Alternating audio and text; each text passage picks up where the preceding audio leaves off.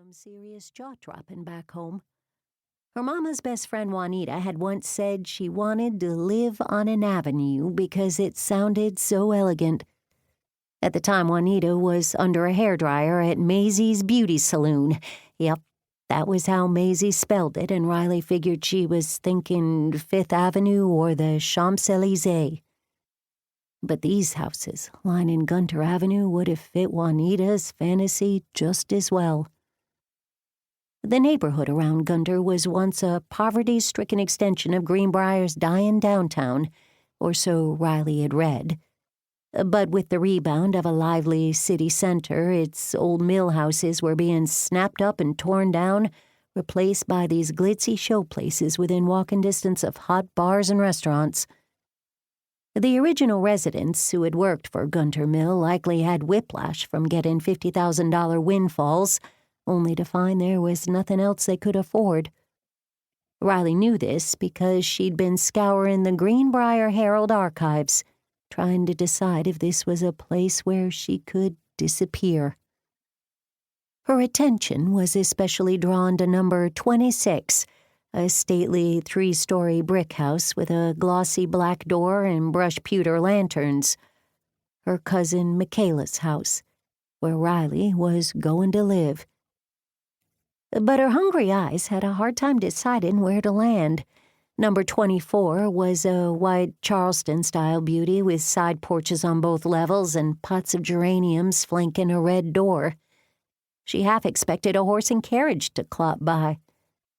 And number 28, on the other side of Michaela, was bigger than them both, though Riley had to peer along the side to appreciate how far the stucco and stone rambled into the rear of the lot. She wondered how many people lived in it. Besides a tree-trimming crew on the next block, the street was empty in the late afternoon heat, allowing her to continue her silent surveillance. Empty was good. Quiet was good. There had been precious little of either by the time she'd left Mobile. She pulled into Michaela's drive, brick pavers giving way to concrete at the garage door. She breathed deeply and sneaked a look in the rearview mirror to check the new haircut, thanks Maisie, that grazed the bottom of her ears. After grimacing to check for lipstick on her teeth, she pasted on a smile and opened the car door. Dear God in heaven, don't let me blow this. Her sandals hit the pavement, and she tugged down her skirt, careful not to show any leg above the knee. The front door of the house swung open, and bouncy blonde cousin Michaela rushed down the steps. "Riley!" she cried with more enthusiasm than was warranted. "You made it!" Michaela was wearing an expensive blouse that strained across her bust, and her stomach protruded from a khaki skirt prison. Riley recognized at once that Michaela was always dieting, kept a closet full of clothes in different sizes, and was currently losing the battle. Or not losing. Okay, there it was.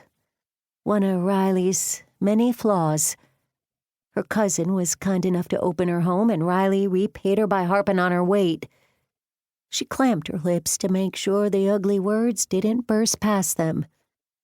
"Michaela!" she gushed. "You look fabulous." Michaela grabbed her cousin in a bear hug. "You lovely liar." She drew back and squinted at Riley's face. "Aunt Crystal told us about that mess down in Mobile. You were right to leave." Riley blinked back tears that pricked her eyes.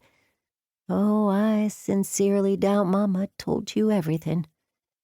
If she did, you'd never have let me come." Back at the car, Michaela wrestled Riley's suitcase from the back seat, sweat springing onto her forehead from the relentless sun. "Anything in the trunk?" "No," Riley answered a little too quickly. Michaela's eyes narrowed. She had to know there was something in the elderly beetle's front-end trunk. Riley wondered how much the family hotline had broadcast. Michaela gazed at her for a moment, then turned on the megawatt smile Riley remembered from the Miss Alabama preliminaries. "Too hot to stand out here? Come on in the house and let's get you..."